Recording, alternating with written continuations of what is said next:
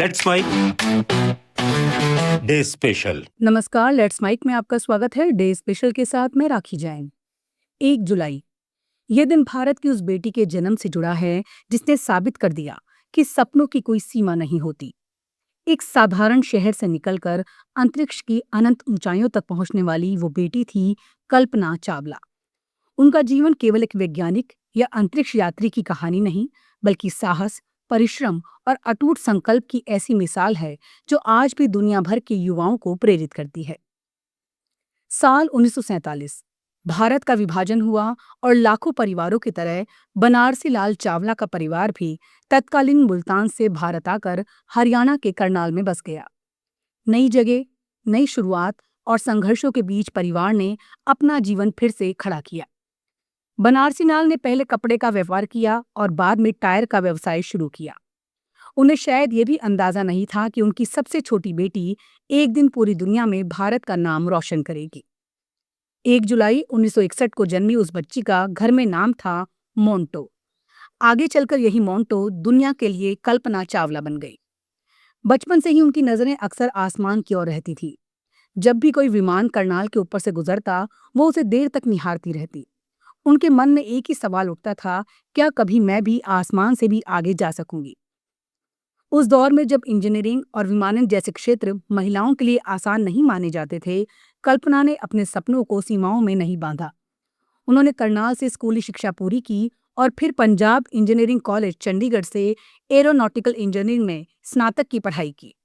उस समय ये निर्णय भी अपने आप में साहसिक था, लेकिन उनका सपना केवल इंजीनियर बनने का नहीं था, उनका लक्ष्य था अंतरिक्ष। इसी सपने को साकार करने के लिए वो उच्च शिक्षा के लिए अमेरिका चली गई। वहां उन्होंने एयरोस्पेस इंजीनियरिंग में मास्टर्स की डिग्री हासिल की। इसके बाद एक और उच्च शिक्षा पूरी की और फिर पीएचडी की उपाधि हासिल की। लगातार सीखना और आगे बढ़ना उनकी सबसे बड़ी पहचान बन चुका था। 1988 में उन्होंने अमेरिकी अंतरिक्ष एजेंसी नासा में एक शोध वैज्ञानिक के रूप में काम शुरू किया। यहाँ उन्होंने अंतरिक्ष यानों और वायुगतिकी से जुड़े अनेक महत्वपूर्ण प्रोजेक्ट्स पर कार्य किया। उनकी प्रतिभा, मेहनत और तकनीकी दक्षता ने जल्द ही नासा के वरिष्ठ वैज्ञानिकों का ध्यान आकर्षित किया। 1994 में उन्हें नासा के प्रतिष्ठित एस्ट्रोनॉट प्रोग्राम के लिए चुना गया। ये किसी भी वैज्ञानिक के लिए सबसे बड़ी उपलब्धियों में से एक मानी जाती है। वर्षों के कठोर प्रशिक्षण, शारीरिक परीक्षाओं और तकनीकी अभ्यास के बाद वो अंतरिक्ष यात्रा के लिए पूरी तरह तैयार थी। 19 नवंबर 1997 को वो ऐतिहासिक क्षण आया जब कल्पना चावला ने स्पेस शटल कोलंबिया के मिशन STS-87 के साथ अपनी पहली अंतरिक्ष उड़ान भरी। उस समय उनकी उम्र मात्र 35 वर्ष थी। वो अंतरिक्ष में जाने वाली पहली भारतीय मूल की महिला बनी। इस मिशन के दौरान उन्होंने लगभग 65 लाख मील की यात्रा की, करीब 376 घंटे से अधिक समय अंतरिक्ष में बिताया और पृथ्वी की सैकड़ों परिक्रमाएं की। उन्होंने सूक्ष्म गुरुत्वाकर्षण यानी माइक्रोग्रेविटी से जुड़े अनेक वैज्ञानिक प्रयोगों में महत्वपूर्ण योगदान दिया। जब वो अंतरिक्ष से पृथ्वी की ओर देख रही थी, तब पूरा भारत गर्व से उनकी उपलब्धि का उत्सव मना रहा था। कल्पना चावला अक्सर कहा करती थी, यदि आपने अपने सपनों को सचमुच जीना है तो उन्हें पूरा करने का साहस भी रखना होगा। उनकी पहली अंतरिक्ष यात्रा ने लाखों भारतीय बेटियों को ये विश्वास दिलाया कि कोई भी सपना असंभव नहीं होता। साल 2003 में उन्हें दूसरी बार अंतरिक्ष जाने का अवसर मिला। 16 जनवरी 2003 को space shuttle Columbia mission STS-107 के साथ उन्होंने दूसरी उड़ान भरी। इस मिशन का उद्देश्य विभिन्न वैज्ञानिक प्रयोग करना था।